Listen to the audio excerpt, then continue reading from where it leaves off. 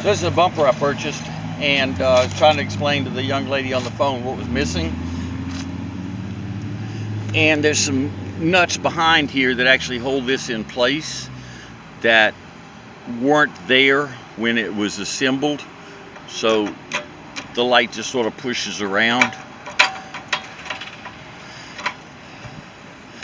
And so that was the parts I needed, was the little small Allen screws that hold that in place so it just doesn't bounce around like that. And also one of these rings weren't threaded on the inside, so I just went ahead and tied that in so I didn't just have 3 of them hanging around, so that wouldn't come out. But the pin wasn't able to be threaded because it was missing the threads on the ring.